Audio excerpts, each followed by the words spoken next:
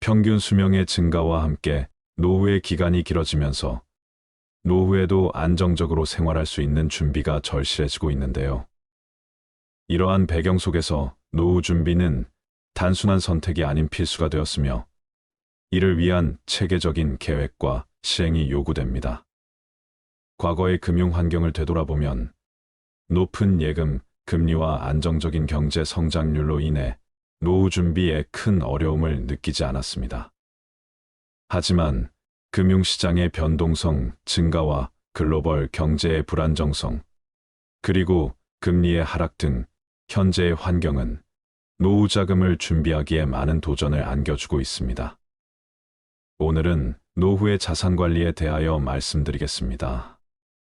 저성장, 저금리, 고령화와 변화된 환경 속에서 노후 자산을 성공적으로 운용하고 평안한 노후를 준비하려면 지금까지 익숙했던 것과 다른 노후 자산 관리 원칙이 필요합니다. 첫째, 노후 자산은 질병사고, 등으로 인한 경제적 손실로부터 보호되어야 합니다.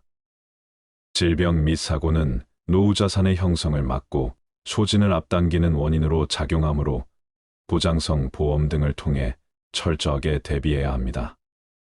둘째, 노후 자산은 장기적인 관점에서 우량 자산에 투자해야 합니다.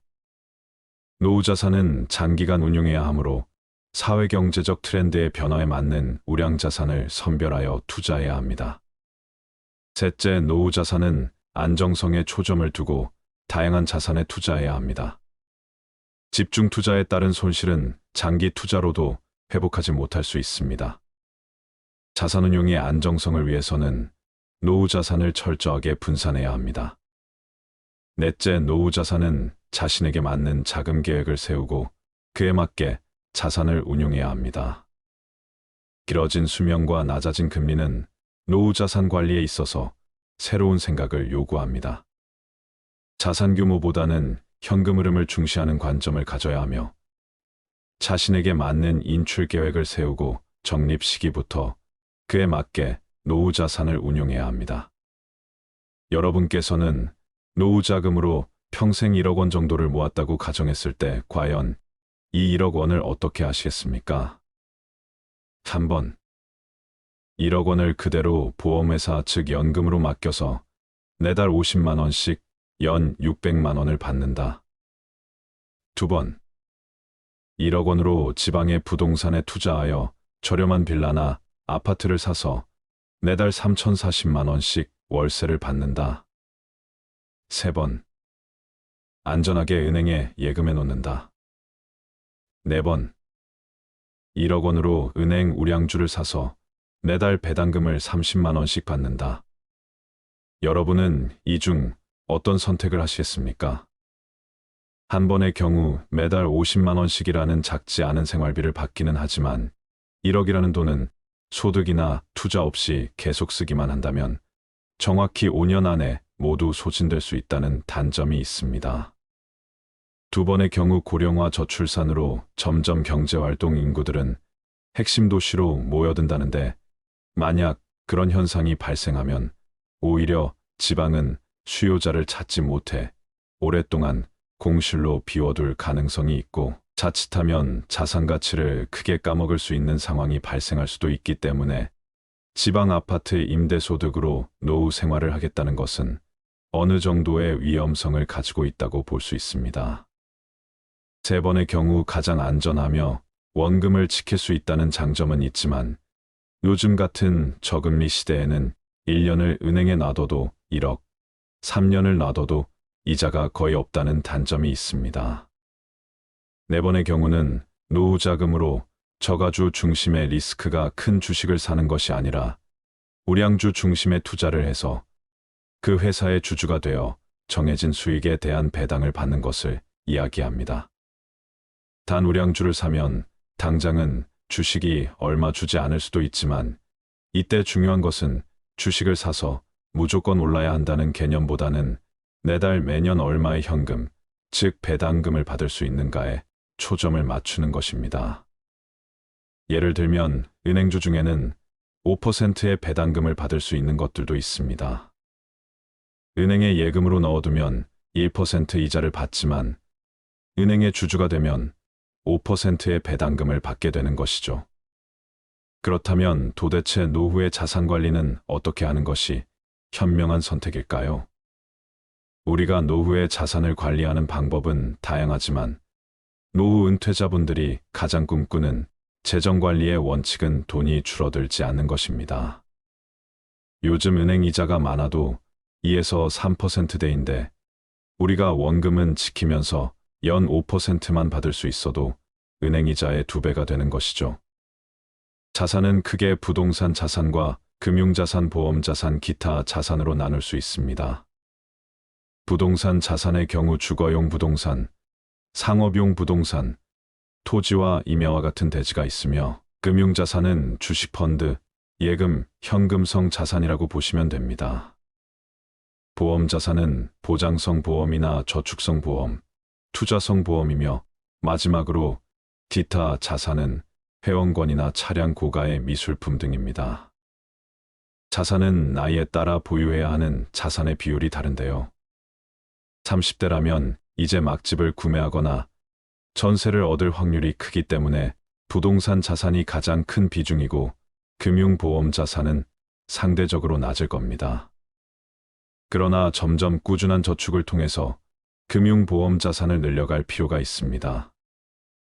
60세에는 부동산 자산보다는 금융보험 자산이 많아야 하는데 그렇지 않다면 하우스푸어가 되는 것이죠. 또 우리가 주식형 자산이라고 하면 주식 직접 투자도 있고 주식을 기초 자산으로 하는 에트나 펀드 같은 것들은 더 높은 기대의 수익을 바랄 수는 있지만 반대로 위험성도 있기 때문에 손해볼 확률도 그만큼 높습니다.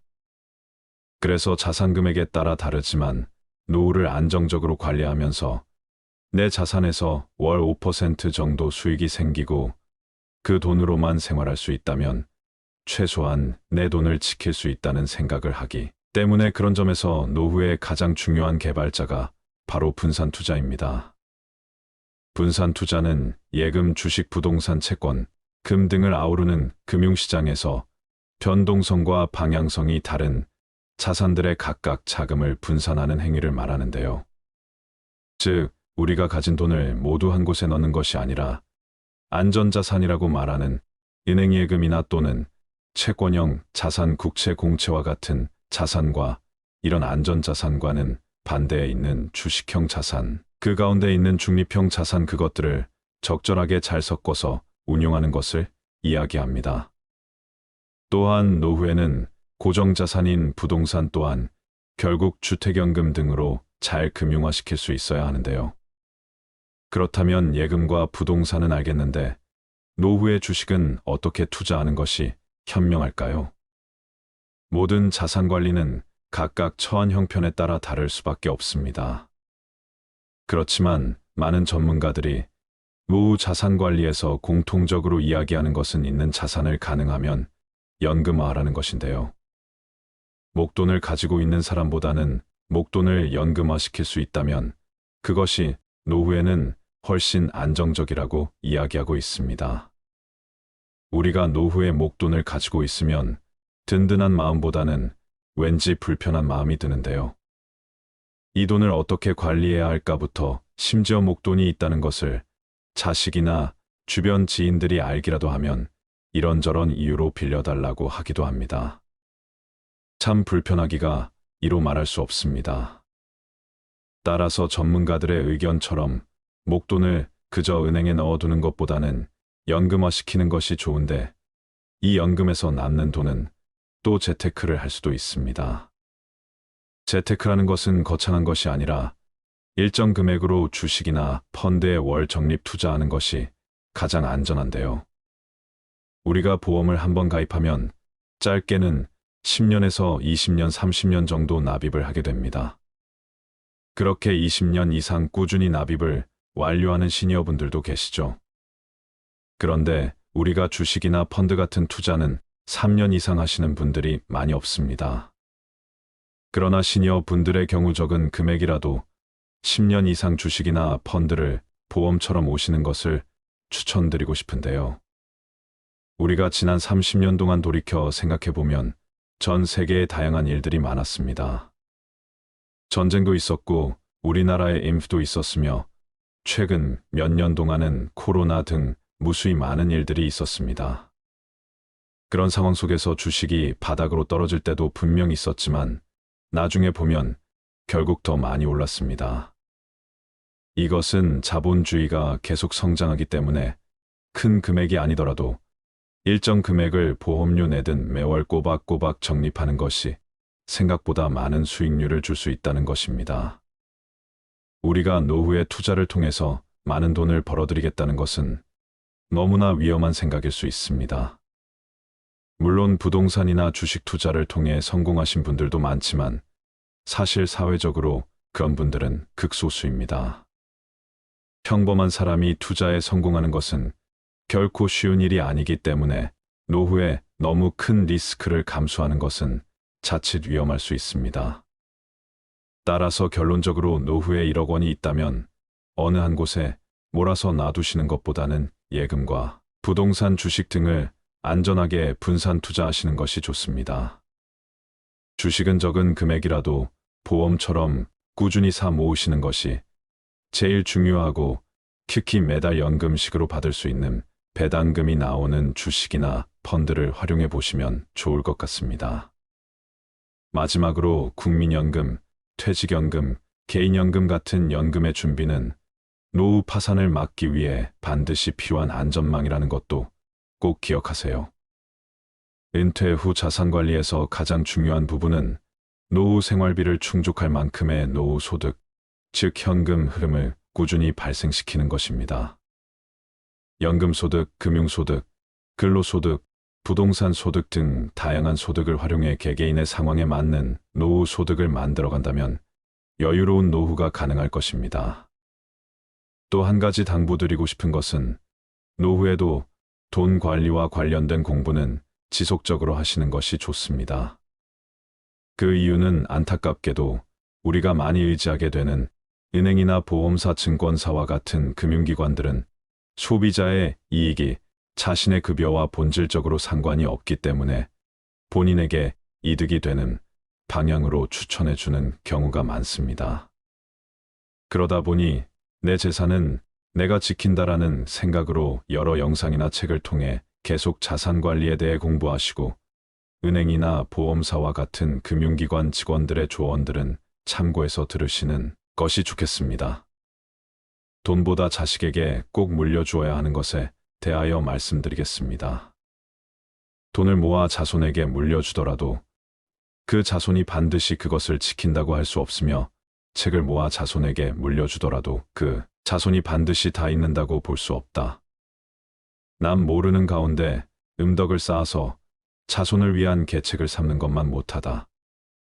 사람의 피를 빨아먹는 거머리가 막대한 유산을 상속받은 이상한 이야기가 있다. 프랑스의 실업과 카페 템프라는 자신이 피땀 흘려 모은 재산을 둘러싸고 상속자들이 추잡하게 싸우는 꼴을 보자 크게 낙심했다.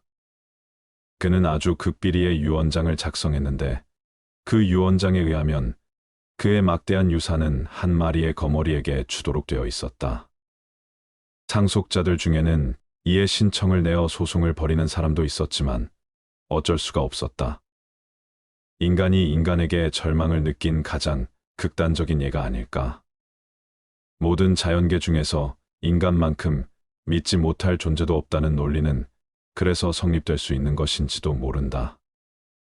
교활하고 잔악하고 배신하는 무리는 유독 인간 속에서만 그 숫자를 크게 헤아릴 수 있기 때문이다. 마키아벨리는 군주론에서 인간이란 부모의 죽음은 곧 잊어버려도 유산을 잃은 것은 좀처럼 잊지 못하는 존재라고 말했다.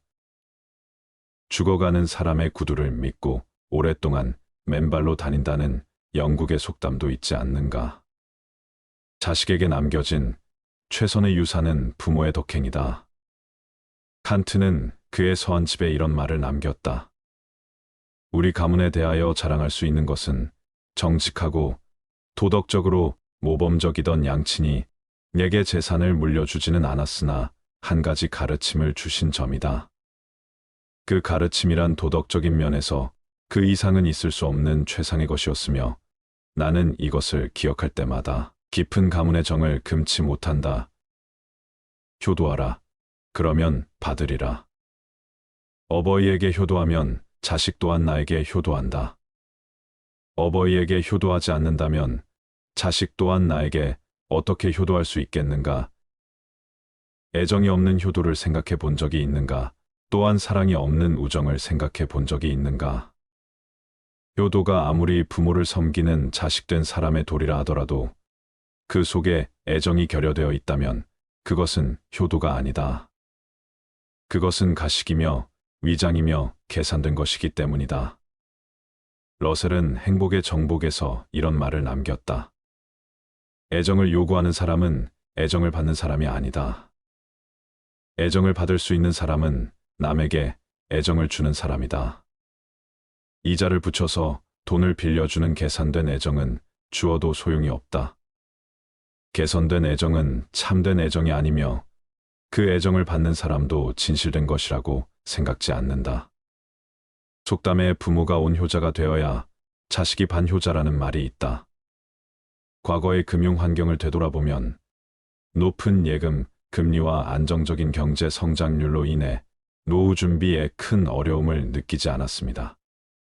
하지만 금융시장의 변동성 증가와 글로벌 경제의 불안정성, 그리고 금리의 하락 등 현재의 환경은 노후 자금을 준비하기에 많은 도전을 안겨주고 있습니다. 저성장, 저금리, 고령화와 변화된 환경 속에서 노후 자산을 성공적으로 운용하고 평안한 노후를 준비하려면 지금까지 익숙했던 것과 다른 노후 자산 관리 원칙이 필요합니다.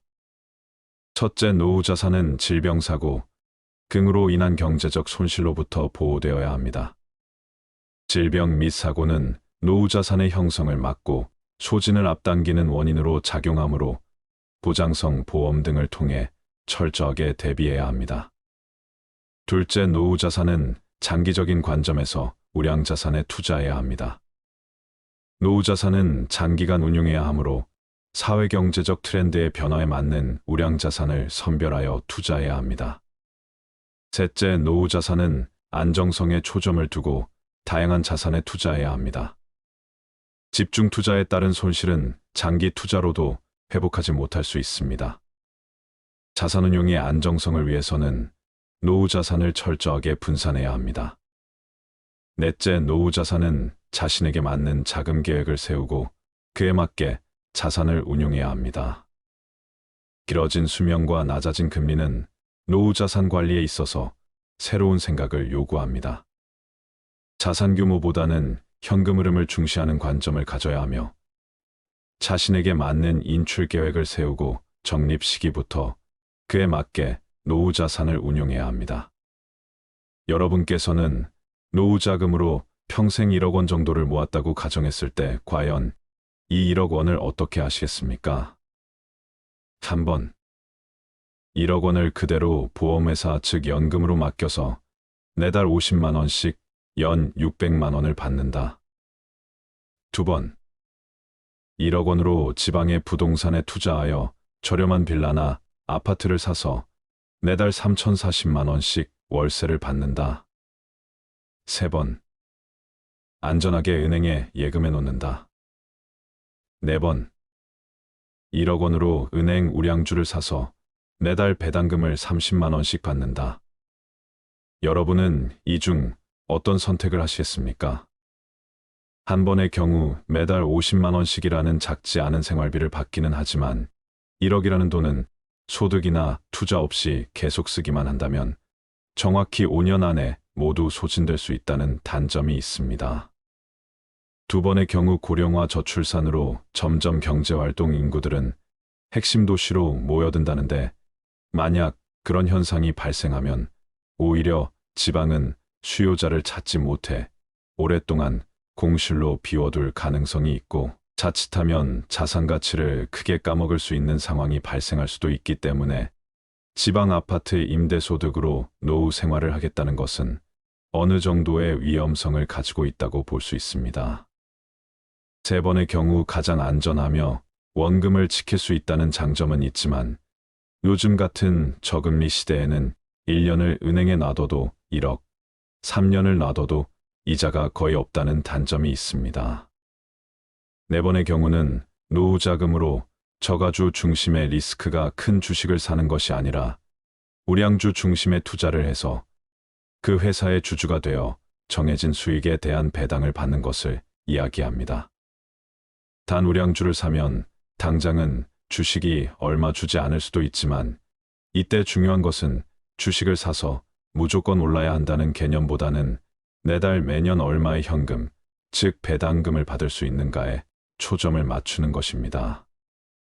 예를 들면 은행주 중에는 5%의 배당금을 받을 수 있는 것들도 있습니다. 은행에 예금으로 넣어두면 1% 이자를 받지만 은행의 주주가 되면 5%의 배당금을 받게 되는 것이죠. 그렇다면 도대체 노후의 자산 관리는 어떻게 하는 것이 현명한 선택일까요? 우리가 노후의 자산을 관리하는 방법은 다양하지만 노후 은퇴자분들이 가장 꿈꾸는 재정 관리의 원칙은 돈이 줄어들지 않는 것입니다. 요즘 은행 이자가 많아도 2에서 3%대인데 우리가 원금은 지키면서 연 5%만 받을 수 있어도 은행 이자의 2배가 되는 것이죠. 자산은 크게 부동산 자산과 금융자산, 보험자산, 기타 자산으로 나눌 수 있습니다. 부동산 자산의 경우 주거용 부동산, 상업용 부동산, 토지와 임야와 같은 대지가 있으며 금융자산은 주식펀드, 예금, 현금성 자산이라고 보시면 됩니다. 보험자산은 보장성 보험이나 저축성 보험, 투자성 보험이며 마지막으로 기타 자산은 회원권이나 차량 고가의 미술품 등입니다. 자산은 나이에 따라 보유해야 하는 자산의 비율이 다른데요. 30대라면 이제 막 집을 구매하거나 전세를 얻을 확률이 크기 때문에 부동산 자산이 가장 큰 비중이고 금융보험 자산은 상대적으로 낮을 겁니다. 그러나 점점 꾸준한 저축을 통해서 금융보험 자산을 늘려갈 필요가 있습니다.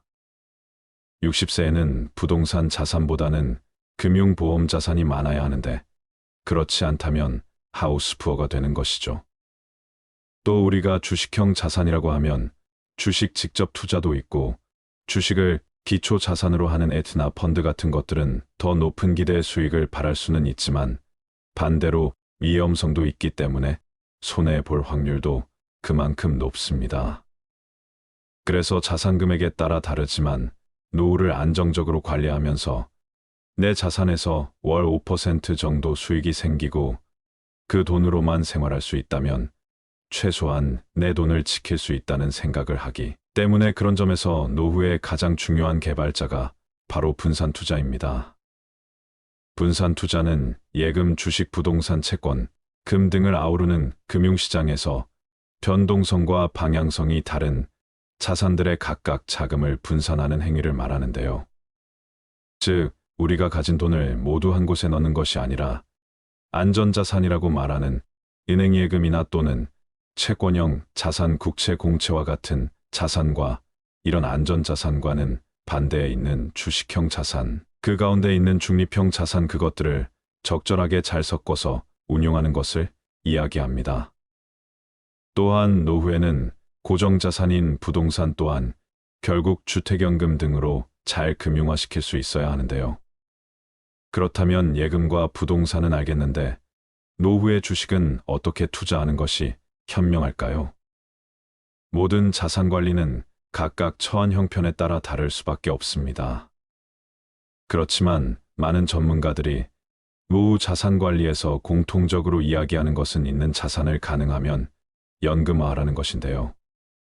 목돈을 가지고 있는 사람보다는 목돈을 연금화시킬 수 있다면 그것이 노후에는 훨씬 안정적이라고 이야기하고 있습니다.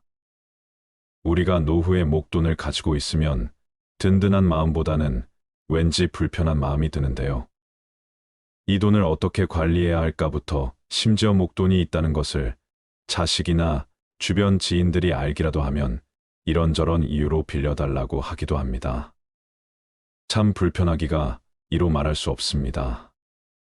따라서 전문가들의 의견처럼 목돈을 그저 은행에 넣어두는 것보다는 연금화시키는 것이 좋은데 이 연금에서 남는 돈은 또 재테크를 할 수도 있습니다.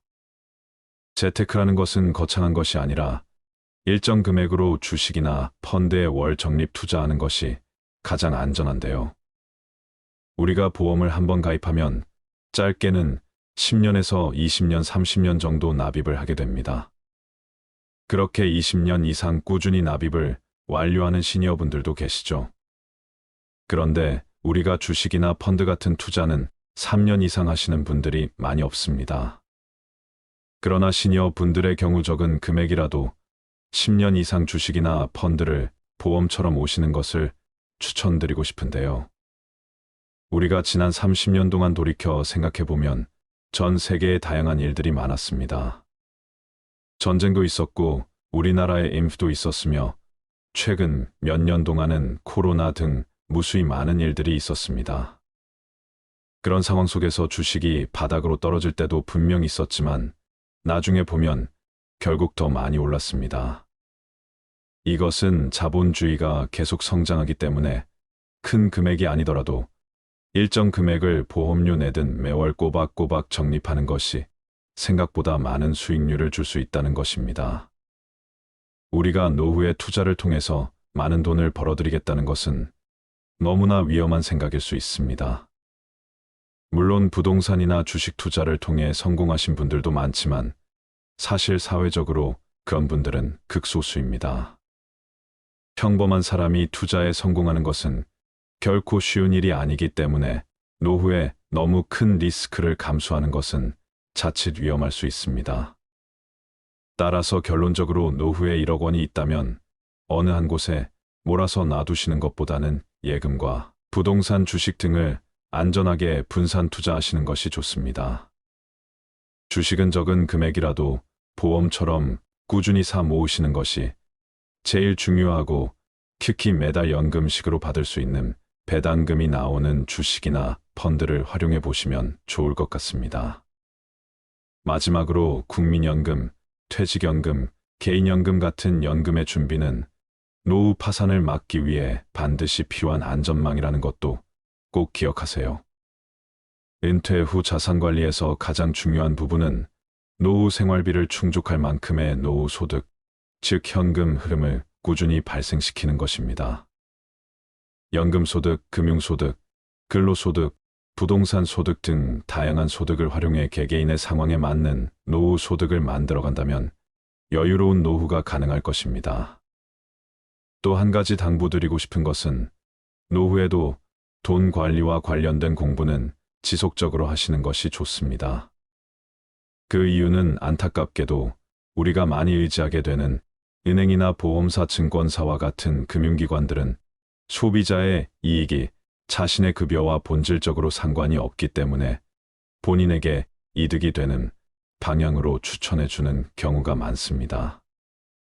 그러다 보니 내 재산은 내가 지킨다라는 생각으로 여러 영상이나 책을 통해 계속 자산 관리에 대해 공부하시고 은행이나 보험사와 같은 금융기관 직원들의 조언들은 참고해서 들으시는 것이 좋겠습니다.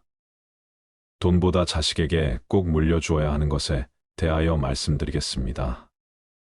돈을 모아 자손에게 물려주더라도 그 자손이 반드시 그것을 지킨다고 할 수 없으며 책을 모아 자손에게 물려주더라도 그 자손이 반드시 다 읽는다고 볼 수 없다.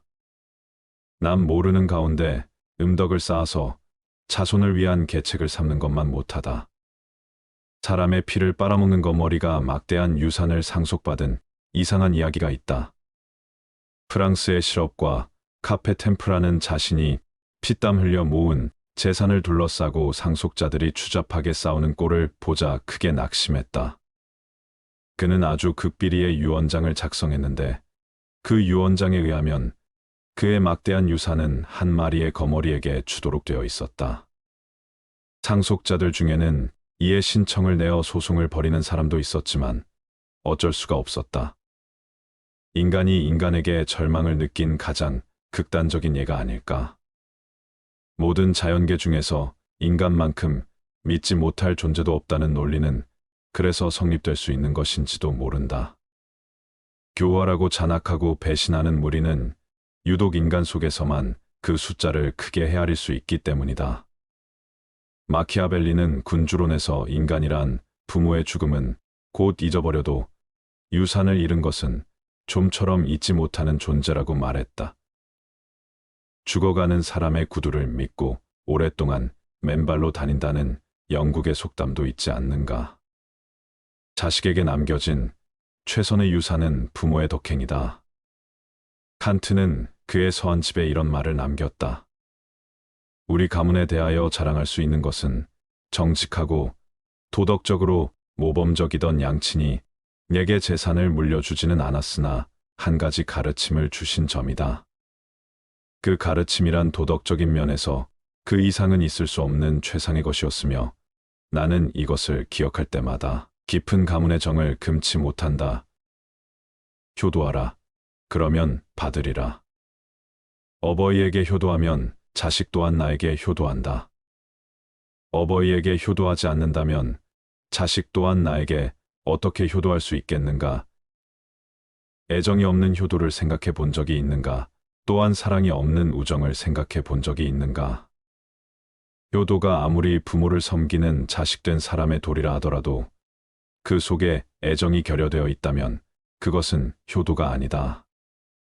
그것은 가식이며 위장이며 계산된 것이기 때문이다.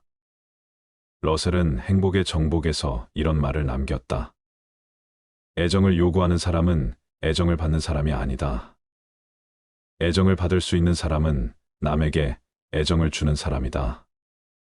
이자를 붙여서 돈을 빌려주는 계산된 애정은 주어도 소용이 없다. 개선된 애정은 참된 애정이 아니며 그 애정을 받는 사람도 진실된 것이라고 생각지 않는다. 속담에 부모가 온효자가 되어야 자식이 반효자라는 말이 있다.